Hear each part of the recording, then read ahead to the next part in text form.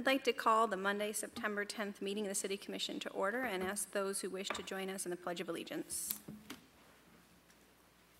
I pledge allegiance to the flag of the United States of America and to the republic for which it stands, one nation, under God, indivisible, with liberty and justice for all. Clerk, has roll been taken this evening? It has. All are present tonight. Thank you. We have no proclamations or presentations this evening. Ask if there are any additions or deletions to the agenda from any of the commissioners or staff. Seeing none, we will go right into public input on agenda items. So this is the opportunity for anyone in the audience to come up and give us 5 minutes, up to 5 minutes of comments. We ask that you start with your name and your address. If you are here regarding the storm sewer district, which is a very hot topic, we ask that you hold off on your comments until the public hearing on item number 5. Otherwise, any items on the agenda, this would be your opportunity to come up and speak with us. Thank you.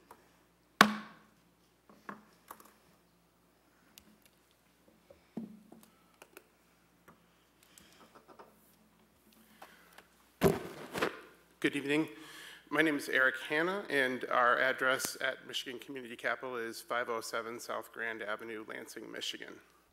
I just wanted to provide a very brief overview of the proposed development that is tied to the agenda item for the development agreement tonight at 410 West Broadway, next door. We have been working very diligently with the EDC board on this agreement, and we're very excited about it. The development is going to be consistent with the other buildings that we have designed and are in the process of building. It will be approximately a 35,000 to 37,000 square foot building with approximately a 10,000 square foot retail bay, which will house a single retail tenant, which is tentatively scheduled to be Green Tree Grocery Cooperative. And it will have between 35 and 40 apartments above. And we typically build our buildings out of post-tension concrete and steel with a masonry exterior, typically a classic red and brown brick. We try to strive to have a very high quality apartment finish. These apartments are typically geared for individuals that are in the middle income bands that typically don't qualify for any housing support, but in some larger and more expensive markets may not be able to sufficiently afford those types of apartments. We've completed a number of these projects across the state and have several in development right now, and we're really excited to be here, and I appreciate everybody considering the matter. Thank you.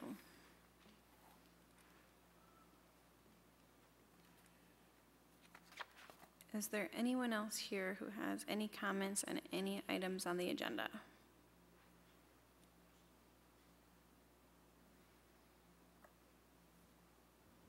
Seeing nobody, I will close the public comment portion.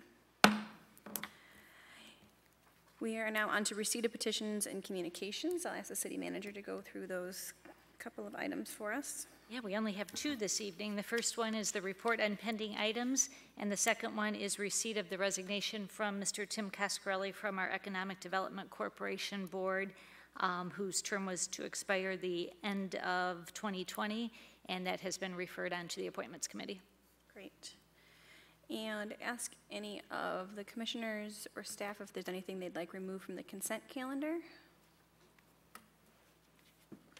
Seeing nothing, I will ask the city manager to go through the items that have asterisks next to them on the agenda so that the commission can vote on those items as one whole. The items we're suggesting tonight are the minutes of both your regular and closed meeting of August 27th. I couldn't remember the last time we met. And then the next item is we're asking you to receive an application tonight for an industrial facilities tax abatement from American Mitsuba Corporation. All you're doing tonight on this matter is setting the public hearing, but just to give you a little bit of information and the public in case they're interested, the abatement is being requested for a real property addition in the building in order to allow room for new equipment for an additional line of products that American Mitsuba is competing for. The guidelines we have on record for these type of tax abatements indicate that approval is dependent on jobs created. The abatement would be for 50% of the tax rate, so the $900,000 projected real property expansion at full rate would generate $28,000 across all jurisdictions. At the 50% abatement, it would generate $14,000, of which $3,700 would go to the city. American Mitsuba is working with the state of Michigan on additional assistance with the personal property acquisition. And as you know from these type of matters, the state will not participate unless the local government participates as well. This expansion will create at least 32 full-time jobs. So tonight we're recommending you set a public hearing for September 24th. And after the public hearing, you'll be asked to consider the resolution that's in the packet. Tonight, we're also asking you to receive the applications that staff has created for the fall 2% distribution. Again, there's no action on this evening. We just give them to you tonight so you have adequate time to review them. And at your next meeting, you'll be asked to prioritize and provide your top 5 rankings. Tonight, you're also receiving the proposed 2019 operating budget and setting a public hearing. The charter requires that this operating budget be provided to you at the first meeting in September, and the link was put on the website this afternoon. At the next meeting, our Assistant Finance Director, Chris Saladin, or Finance Director Marianne Cornexel will be doing a presentation overview of the budget for you, and then we have work sessions scheduled for the 2 meetings in October. So tonight we're asking you to set a public hearing to obtain public input for your November 12th meeting. Also tonight you have the amended budget for the 2018 operating budget. As you know, we formally amend this 2 times a year, and in that amendment it incorporates all the changes you previously approved and also incorporates all the changing projections we know of throughout all of the funds. This budget was first developed last summer and it was approved by you in December, so as you can imagine, a number of assumptions have changed during that time period. Marianne's memo does a very good job of outlining the specifics of many of those changes, but the item that's most often paid attention to is what effect all of the changes have on the general fund balance. So I would highlight from that perspective that the original budget you approved expected that we would use just under $18,000 from the fund balance to fund operations for 2018. This one actually projects that we will be adding funds to the fund balance instead by the end of the year. And it also assumes that some of the surplus we had from 2017 will be used to do an advance payback of some of the internal loans we did for the Mount Pleasant Center. So the fund balance at the end of 2018 is projected to be 20% of expenditures, which is above the required amount in your fund balance policy. And then the last item is approval of payrolls and warrants. I see a motion from Commissioner Kulik, seconded by Commissioner Joseph. Comments or questions this evening? Seeing none, all those in favor say aye. Aye. Any opposed? Motion passes. We'll move on now to the public hearing. So this is I'll ask staff to go open up the public hearing for us, I suppose. Yes, tonight we're asking you to consider repealing an ordinance that was put in place in the 1970s when some bonds were issued for some storm sewer work that was done on the north side of Pickard. As we indicated at the last meeting, those bonds have long since been paid off, and the ordinance no longer appears relevant and tends to create confusion when development is looking to occur in that area. So we're recommending as a cleanup that we officially repeal that ordinance to eliminate some of that confusion. So after the public hearing, we're recommending you approve the repeal language as presented. All right, so same format as before. If you are here to speak on this storm sewer district number 1, we ask that you come up, give your name and address, and limit your comments to 5 minutes.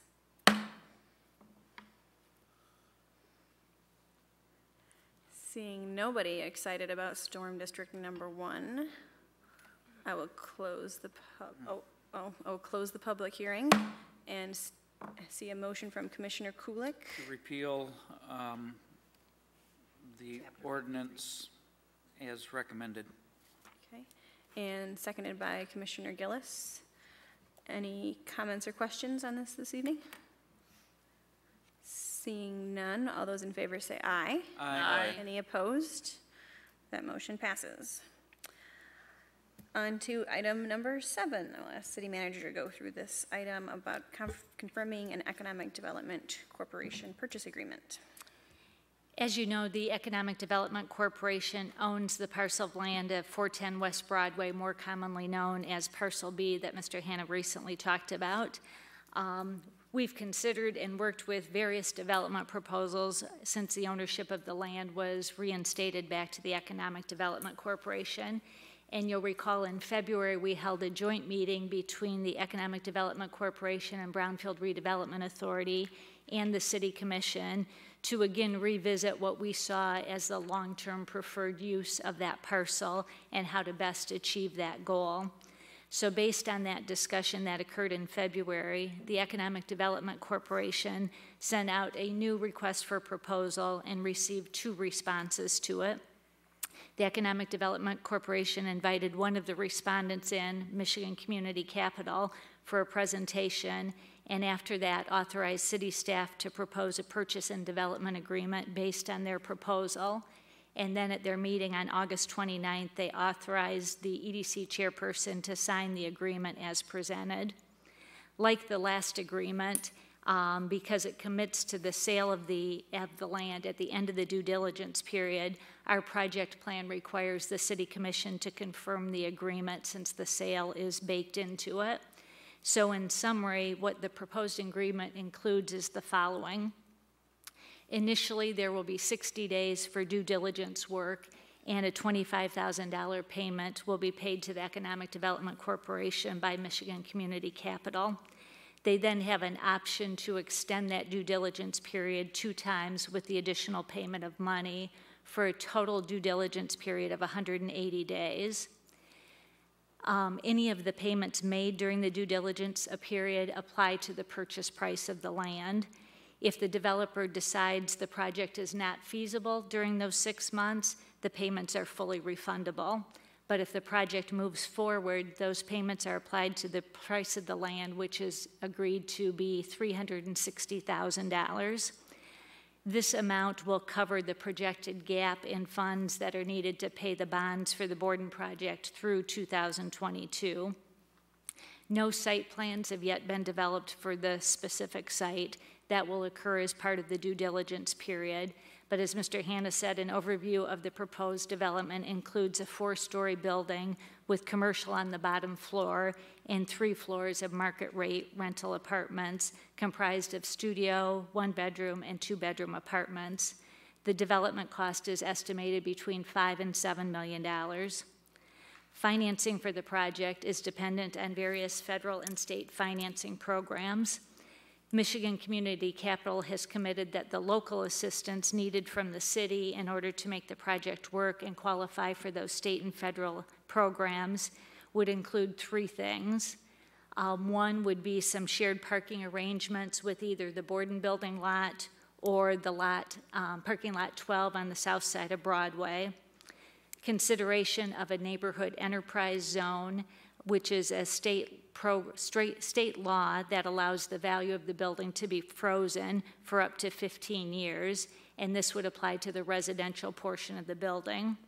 And then the third one is a Commercial Rehabilitation Act law, which also freezes the value of the building, and this one would be up to 10 years, and both of those would run concurrently. After the closing, assuming we get to that point, construction is expected to start within 9 months and be completed within 36 months. The EDC has the opportunity, but not the obligation, to buy the property back if neither of those events occur. Our discussions with staff at Michigan Economic Development Corporation indicate they have worked with Michigan Community Capital in the past and highly recommend them. So we're recommending tonight that you confirm the purchase agreement as presented. I see a motion from Commissioner Kulik, seconded by Commissioner Joseph. Any comments or questions on this evening? Commissioner Joseph. My first question is about the neighborhood Enterprise Zone, NEZ. I was wondering, and this might be jumping the gun because I know that that is something that we'll be looking at into the future, but I was wondering if parking improvements will be included in that tax abatement. Parking improvements. I'm not sure if I understand the question. So I know that it's eligible, the NEZ can cover parking improvements. I was just wondering if that was part of the conversation at all between us and Michigan Community Capital. We have not got into that level of detail about what would be requested specifically under each of those laws, so I don't have those details this evening. Okay. And then for us to be eligible for this, I saw in the language that we have to be an eligible distressed community, and I was wondering what those qualifications are and where does Mount Pleasant stand relative to that. I'm looking to Bill to see if he readily has that information. Yeah, he looks like he does. The state of Michigan had determined quite a while ago core communities, or I think they have a new name for it now, but essentially a number of communities that meet certain criteria that involve, off the top of my head, I can't list everything, but that list has been out for many years now, and Mount Pleasant has continued to be on that list. So any community that appears as a core community on that list meets that criteria automatically. Okay. Yeah, I've seen the list, and I was just wondering what the standards were, I guess. Yeah, and those were standards established by the state, and again, a number of years ago, so off the top of my head, I don't have the specific answer for what makes up those criteria to get you on that list. Okay. No. And then this might also be jumping the gun a little bit, Nancy, and I'm sorry. But the Commercial Rehabilitation District that's going to go through the county and then the state, and I was just wondering, although we may follow through, what is the fallback if, for whatever reason, the county and the state didn't? I guess I'm not familiar with what role the county plays in one of those districts, but I know that Michigan Community Capital has already had conversations with the state about both of these programs, but I'm not familiar with the county piece of it. We can look into that.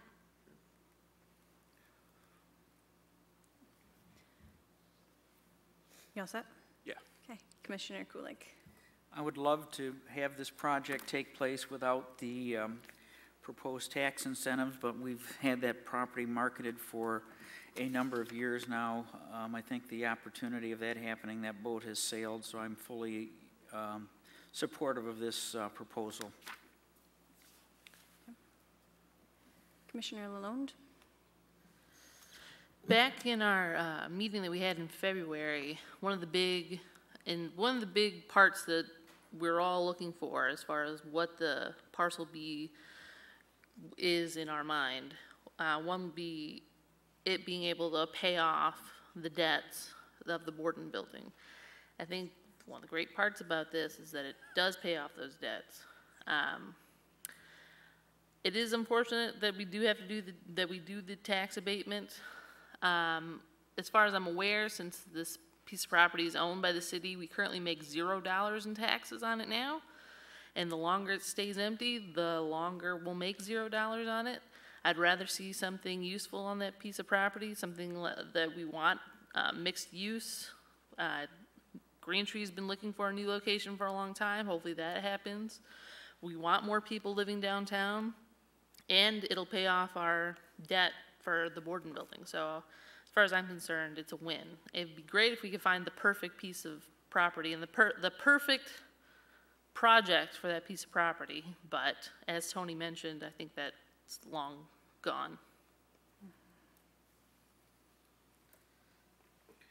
Commissioner Gillis. I just want to clarify, it doesn't pay off all the bonds because the taxpayers are still responsible for the Borden debt.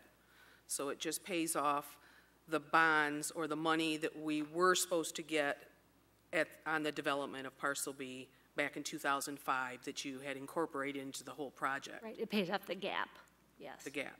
So we are not going to be seeing a reduction on our tax bills for the Borden debt. It does not pay that portion off. Just a couple clarifications, if you would. You said the development costs were $5 to $7 million, but that was the taxable value, right? Because that's not the cost of developing that parcel. No, that's the expected investment in the parcel is $5 to $7 million. Okay. So what would be the taxable value of that parcel? If it was fully taxable, it would be 1/2 of that, so 2.5 to 3.5 million. Okay. I thought the development costs of a project were usually bigger than the taxable value. Can be. They can be. Sometimes they can be higher, sometimes they can be lower. It all depends on the actual project itself. But what people are taxed on is always half of what the assessor determines is the true cash value. So we won't know that until it's completely done. So the best numbers we have to use right now are a true cash value of between 5 and 7 million, and half of that would be 2.5 to 3.5. Okay. And just a clarification on the parking requirements, because the last purchase agreement, it was kind of in limbo, the parking requirements, and then they were asking us to contribute to the building because they weren't figuring in parking for that project. When we're talking in the purchase agreement under development details that the city will nonetheless cooperate with buyer to address buyer's parking needs and requirements for the development. That is not an incentive at all. That would just be either using the Borden building's extra parking or the municipal parking lot across the street? That's our expectation at this point. Again, until they get into actual design and seeing how things fit on the site, we'll know more at that point. But at this point, our discussions have been likely some kind of shared arrangement in those two locations. Okay. Well, I hate to have something flip-flop again where all of a sudden we're asked to give more incentives for parking requirements. So that's my hesitation on not being clear if that means incentives or just sharing our municipal parking lots. Another thing I am concerned about is under the incentives portion of the purchase agreement, buyer has indicated that in order for this development to succeed, buyer will need to obtain economic incentives pursuant to the Neighborhood Enterprise Zone Act, PA 147, 1992, and amended, and pursuant to the Commercial Rehabilitation Act. And that's the two that you mentioned. There was no mention of brownfield reimbursements. And I know in your write-up, Ms. Ridley, you said that there had been some discussions, but I was going to ask Mr. Hanna if he would be comfortable with changing the purchase agreement while adding one sentence to that economic development incentives, something to the effect of the buyer will not be pursuing brownfield reimbursements as an economic incentive. Because that's also what happened last year with the project that we made a purchase agreement for. They said they weren't going to be asking for brownfields, and then at the end of the due diligence period, lo and behold, they were asking for brownfields. And we have a brownfield policy that actually pays interest on monies that we can't pay all at once. And so your project would actually be entitled to that because it's transformative if the commission thought it fell under that category. And so I'm wondering if the purchase agreement could be amended just on that one section, economic development incentives, saying that you will not be pursuing brownfields. If I could, Commissioner Gillis, I just want to check because I believe what we're doing is confirming the agreement. I don't think that, like I, as the mayor, signed this on behalf of the commission. So I just want to check with staff and legal to see if it's even possible for us to make amendments to the contract as is. It would have to go back through the Economic Development Corporation and Michigan Community Capital to consider that amendment and then re-sign it. Yeah. So I don't know if that's something that we can do this evening. Okay, well, this is my problem. We haven't been able to have any input on the purchase agreement at all, or even privy to some of the discussions, because that was done in the EDC, and then we kind of get it a final draft here, and as city commissioners, I really do think we represent the taxpayers, and so we didn't have a work session on it to discuss it, you know, to vet out any of our concerns. That is one of my concerns, is that brownfield reimbursements would come at the end of this procedure. So I'm not sure why we didn't have a work session, at least to discuss this, rather than waiting, because I thought this was the time actually to discuss this if there was some concerns about brownfields. Because I am definitely, I don't want both go hand in hand. Abatements for 10 years on the commercial property, 15 years on the residential, and then have them also ask for brownfield reimbursements. But the brownfield reimbursement would have to come to the commission for approval. So yes, the commission would have a say in that if it came to that. But from what I've heard in the discussions, there's no intention at this point of using brownfield. That is correct. Okay, well, because there was a long discussion at EDC about brownfield and whether that was. You were the only commissioner at those EDC meetings, so we weren't privy to all that. Well, you know, we weren't at that meeting, so. I think you were at all of those. No, I wasn't at last week's. Oh, the last one you weren't. No. Commissioner Joseph and Ling were there. So I wish we would have had some discussion as a whole as city commission, because we are responsible to the taxpayers. So my final thoughts are this. The purchase agreement is considering a 10-year tax abatement on the first floor commercial and a 15-year abatement on the residential portion. We will not receive full tax revenue until 2035, 15 years from now. We have already waited 18 years for 2005 to 2013 years, excuse me, for development on parcel B. The argument is that if we do not give these tax abatements, that they will not build on parcel B, and therefore the city will have zero tax revenue. And I don't believe we should have to accept a purchase agreement for the fear that no one else will develop there. The city and the EDC has made it clear that they want the missing middle rental housing. When we are only considering a certain type of development with first floor commercial and high-end apartments, we hold no bargaining chips. We have given the developer all the cards, and he can ask for any available tax subsidies because of the city's specific vision for parcel B. So of course any developer will reduce his tax costs at the expense of taxpayers here in Mount Pleasant when tax abatements are available. So the developer is aware of that. Most commissioners support taxpayers' dollars subsidizing this missing middle rental housing market and the new commercial building that will be built on the first floor. In my opinion, we should not be subsidizing the development on parcel B with taxpayer money. Taxpayers have paid enough for parcel B and the Borden building since 2005 when this all began. And these incentives for tax abatements do not make any sense to me. Why are the taxpayers responsible for the missing middle rental housing market? And we don't need to give away the farm just for a certain type of development on parcel B. So I try to think of this issue as if I were a taxpayer and not on the commission.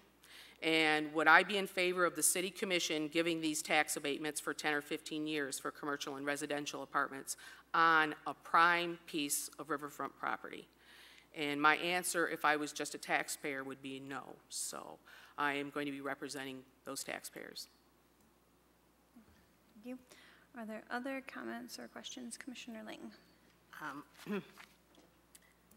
I appreciate the comments of Commissioner Gillis and the questions that were asked by Commissioner Joseph. I think they're important questions. And I do think it's important, I will move this up. I do think it is important always to ask what is in the best interest of the taxpayer, what do we think the taxpayers would like us to do. I just come down, even though I think they're very good questions and I'm glad that they get raised, I just come down on the other side of that issue. I think this is to the benefit of the taxpayers of the city because I think it will benefit the city. I think we have to ask, what are we getting in exchange for the incentives? And I'm supporting this for 3 reasons because of what I think we're getting. One is, through the sale of this property and the construction of this 4 to 5 story building with retail on the bottom and residential on the top, we're completing a project that is consistent with what we presented to the taxpayers in 2005. It was a ballot proposal. It had to be put on the ballot because we were selling the old City Hall, and that required approval. The discussion at that time was, did we think it was valuable to downtown and to the city to sell the old City Hall and enter into what was basically a public-private agreement to build, to renovate the Borden building, this historic building, and also to develop Parcel B. And that project passed overwhelmingly. I just found an old Morning Sun article that mentioned that it passed 2-1. So I think, one, we're keeping our promise to the taxpayers. This is what we said. I wasn't on the commission at the time, but I was following it.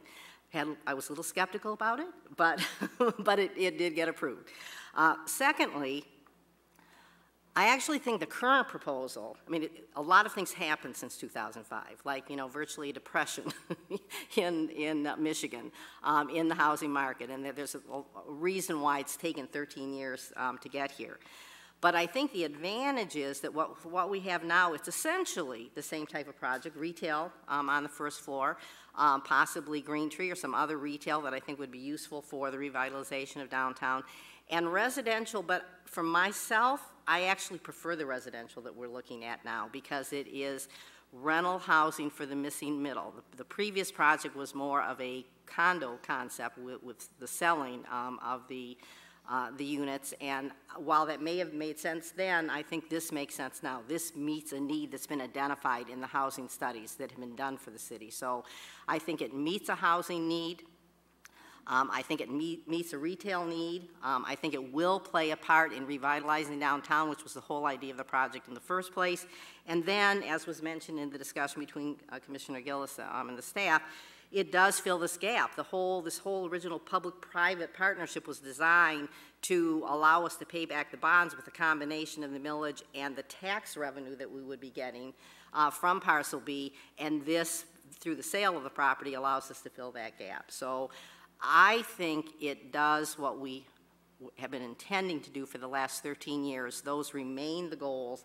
And I just want, I did happen to find when I was looking, I was trying to find the date of the ballot proposal, and when I did, I found an article that was in the MML that actually has former Mayor Holton's picture on the front 13 years ago, talking about why this was an important project. And in it, it said, the Borden building property, with its blighted exterior, frequent vandalism, and environmental contamination, was an eyesore to those entering the city's central business district. It was even tagged as a symbol of all that is not right with downtown in a 2003 Hyatt Palmet study. It then goes on to say, in 2005, residents approved the sale of the former City Hall building, helping to raise part of the $3.5 million needed to purchase a condominium in the Borden building. The community enthusiastically supported the rehabilitation of the historic landmark by a nearly 2-to-1 margin. And then at the end, it quotes what I think is a very appropriate editorial in the Morning Sun, and this is what it said. We can save our past and build our future without sprawl, strengthening our city centers. When we do it, we can do it when the right dreams meet the right incentives, and in the Borden building project, they did. That was a little optimistic at the time, but finally, I think we're going to be able to meet that dream. So, and I think these are the right incentives. So I'm very supportive of this project. Thank you. Vice Mayor Maddie. And just a question for clarification, a brief one. If this project doesn't go through and there's still that gap of money that, you know, for the Borden building bonds that need to be paid off, I mean, there's the typical one of 3 ways or combination to close that gap, right? Either cut services, use savings, or raise revenue? Correct. Okay, so so then going back to my comments, I would thank Commissioner Ling for her comments, you know, providing the history and context of how this is, fits a 13-year, project of, having the city hall here and, providing development downtown. Based on the meetings we had with EDC, I believe that there was a general agreement that, what we would look for in this type of development, and the EDC received a request for proposal that was, compliant with it. There was another proposal that I think largely on paper you would be able to see that that was not necessarily the same as this one. And again, echoing Commissioner Link's comments, I believe that this hits a number of of the points that we raised of interest, including the mixed use, the providing for housing downtown, et cetera. And so it's with this that, and with the opportunity to work with, a partner like Michigan Community Capital, who had been, a recommended entity that has projects throughout the state, which has had a reputation that it had built. That all those things combined lead me to be supportive of this proposal. Thank you. Mayor, could I interject one thing real quick? You sure can. Commissioner Joseph, I'm sorry I didn't have some of the specifics on your questions about the Commercial Rehabilitation Act. Both of these incentives we've never used before in the city, so we're kind of learning them. But I did have a sheet in my file that I found while you were talking, and there is a section in it that the county does have to approve the district. You are correct. And it says that they have a certain number of days to do that after the city commission takes action. We have not had specific conversations with the county commission about this, but the county administrator serves on the EDC board, so she's familiar with this project and this request. So assuming that this moves forward, we would start those conversations with the county at that time. So I apologize, I wasn't more familiar with that step. No, it's okay. Thank you, Nancy. I have one last comment, just if any of the taxpayers out there are wondering. Back in 2005, we had to vote on the sale of City Hall because a provision in our charter doesn't allow the city to sell any parcels that are 100 feet from the river. So that went to a citywide vote, and all of you got to give your opinion on that sale. The city has done something different. So that charter provision doesn't apply, and they put city land in the EDC's property or in the EDC's title, and they hold the land. So even though the parcel next door is 100 feet from the river, and our charter says that if the city holds the land or owns the land, that it would have to go to a citywide vote. But because this has been put in the EDC's hands, voters won't be allowed to vote, which I would feel much more comfortable with proceeding on this adventure if I had the voters be able to decide this. Okay. I will also be supporting this project. I appreciate all the conversations and comments this evening from the commission. I know this is a project that we've been looking at different iterations of this my entire time that I've been on the city boards, starting 10 years ago in the Downtown Development Board. There have been conversations about projects on this piece of property, and the wish list items of what that project would look like are what we have in front of us. And that wish list is something that was even reiterated when we had a joint meeting between this commission and the Economic Development Board, and we talked about what is it that we'd really like to see top of the district, and what are we willing to give up to make that happen, right? What are we willing to do to see that kind of project? And I think that Michigan Community Capital kind of heard that conversation. I don't know if they heard the work session itself, but they got the message, and they gave us a proposal that fit those needs. And I'm excited to see this project on the ground, and I'm excited to be able to help support this and support downtown by bringing more business and more housing to our community. So with that, I will take a vote on this. All those in favor say aye. Aye. Any opposed? Aye. Thank you. That passes 6-1. On to number 11, appointment for the Economic Development Corporation. Speaking of, I will hand that over to the chair of the Appointments Committee, Commissioner Ling. Okay, you all received the material on this and saw that our recommendation is that we appoint Josh Aggerty to the EDC board, so I move to approve the appointment of Josh Aggerty. Seconded by Commissioner Kulik. Any comments or questions? Seeing none, all those in favor say aye. Aye. Any opposed? All right. And now we are on to item number 12. Consider a reallocation of sidewalk funds to the right-of-way improvements on Michigan and Illinois.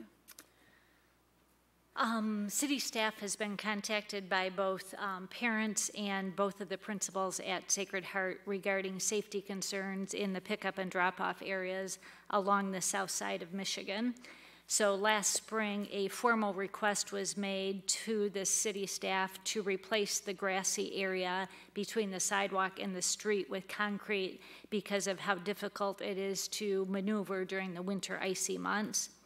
But in order to assure that we were addressing all the safety concerns before we started making changes, we had a group of both parents, administrators, and city staff get together to review the whole area around the Sacred Heart drop-off areas. And they identified two options that they felt were important for the totality of the picture, and that was to replace that grassy area on the south side of Michigan and also to improve the drop-off area on the north side of Illinois by removing a tree and reconfiguring some of that area. So the estimated cost of these two right-of-way improvements is just under $9,000. The Sacred Heart parents have raised funds to cover 1/2 of the cost of those improvements. And so now we're asking you tonight to reallocate some of our sidewalk funds to cover the other half of those improvements in the right-of-way. And we feel that these will improve the safety on both Michigan and Illinois. So the actual action you would be taking tonight is to reallocate $4,450, which was left over from the new sidewalk funds, and allocate it toward this project. And Sacred Heart will be responsible for coordinating the work and doing it within our city permits and so forth so that the work can be done yet this fall before our weather turns bad. So we're recommending the reallocation of the funds this evening. See a motion from Commissioner Kulik, seconded by Commissioner Gillis. Any comments or questions on this project? Commissioner Kulik. I usually walk my dog in this area every morning, and it is a mess in the wintertime, and I think this will be an improvement. I think it's another good example of a community project where we're splitting the cost and partnering to help make improvements in our community. And the improvements are all in the right-of-way, so it is a public project. Yep. All right, seeing no other comments or questions, all those in favor say aye. Aye. Aye. And any opposed? And City Manager, I don't know if you wanted to note, we did have, I just forgot, I was going to say it before the vote, but we did have one communication regarding that from past. Did you not see it? Oh, yes, that did come in after the packet. I apologize. That's okay. Yes. I forgot as well, but yes. And it was a wanted to- very good letter. We did have one communication Yes, from we one of the should- parents. Yeah, we should have added that to receipt of petitions and communications. I apologize. But we know. We remembered before we finished the meeting. It's You close enough. remembered. All right. Item number 13 is consider approval of the environmental review for a energy performance contract with a housing commission. Yes, as you know, this item came up kind of late, so you didn't receive the information with the original packet. But the Housing Commission is looking to complete some energy efficiency improvements at both Riverview Apartments and Pheasant Run. And even though the Housing Committee is a separate entity, since they were created by us, the HUD department requires the city to sign off on certain documents. And one of the things they're asking us to sign off on is an environmental review that goes with doing the improvements.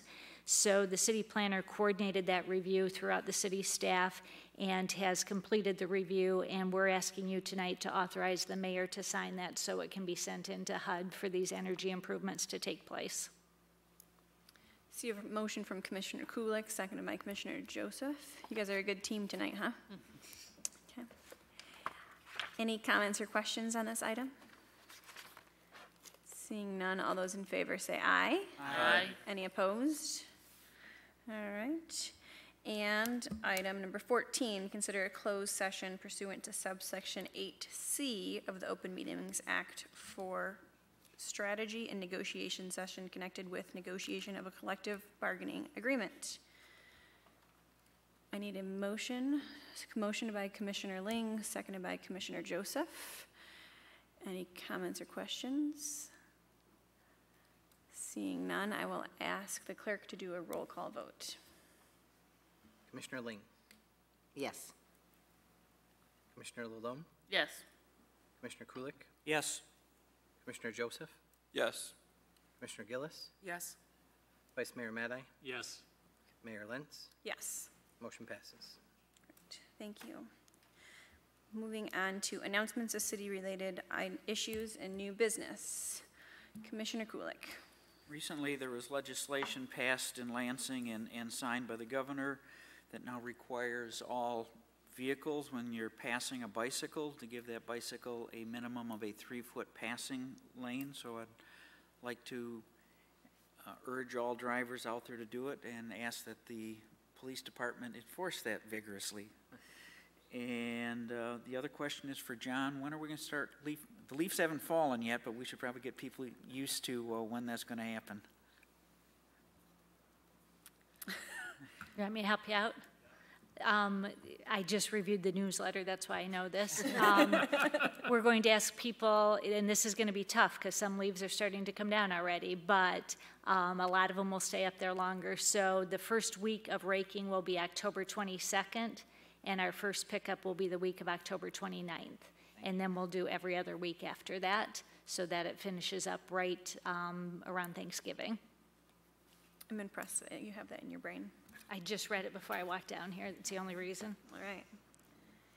Any other comments for this announcements? Commissioner Ling?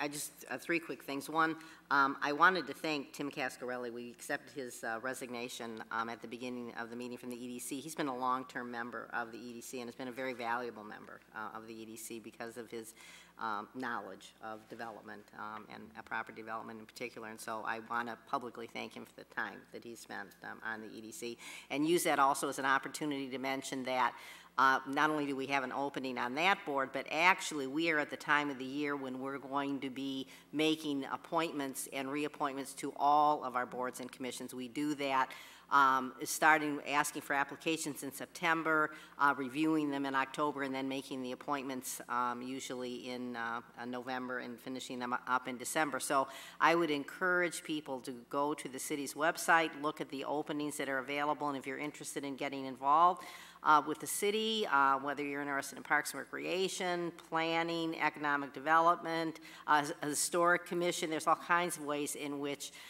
you can become involved in the city, and this is a good opportunity, a good time to be putting in applications. Second, I'd like to thank CM Life for what I personally thought was a great edition of the paper with a really good story on all the things there are for students and everybody else to do in downtown Mount Pleasant, so we really appreciated that. And also, we had on our dais today a copy of the Municipal League Review that has a great article on downtown Mount Pleasant that was written by our former PR person, Molly Ferenczi, and I wanted to thank her for that. All right. You have one? Yep. Okay. Commissioner Gillis. Just wanted to let the public know about a very hidden gem called Indian Pines Park. It's an 80-acre parcel park out by the airport. You can access that off of East Valley Road, at least the north portion. The river cuts through it. Well, I'm still working on trying to get access to the lower portion, 20 acres. But it's very serene, natural, and a wonderful place to visit. So please take a chance or take some time to go visit that. And also, free brush pickup is now open to be, you can sign up. And in the next couple weeks, we have our Public Works staff will be going around and doing a half-hour worth of free brush pickup. Only happens twice a year, and so this is your chance. Please take advantage of that. Thank you for those reminders. Seeing no other announcements or comments, I will open up the public comment on agenda and non-agenda items. So if you have anything city-related that you would like to share with the commission, this is your opportunity to do so. We ask that you limit your comments to 5 minutes and state your name and address.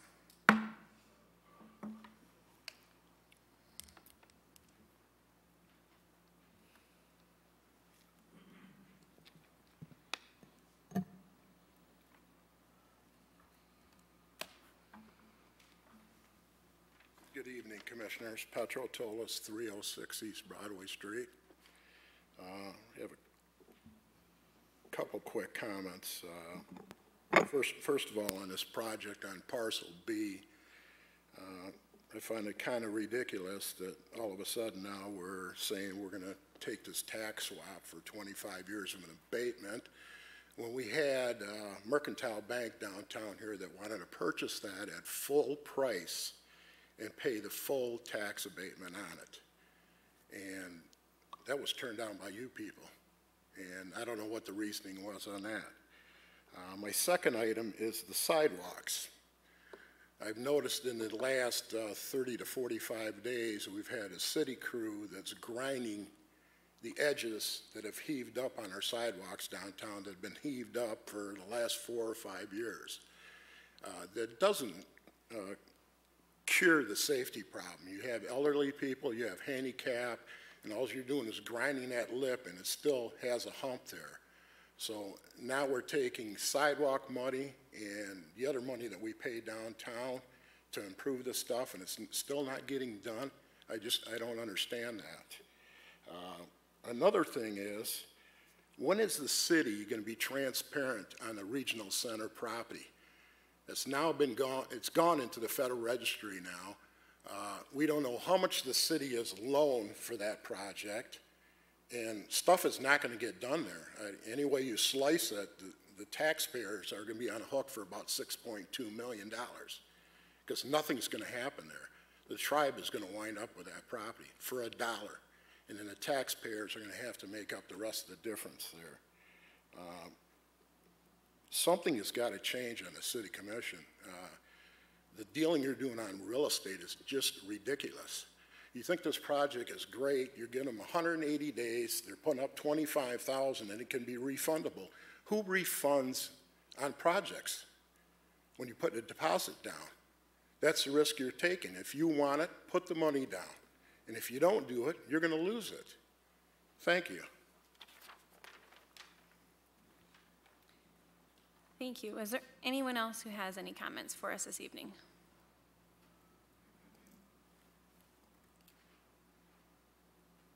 Seeing no one, I will close this portion of the meeting and we will recess for a work session upstairs on medical marijuana application deadlines. And then we have a closed session following that. We will not be coming back out after the closed session to vote on anything. So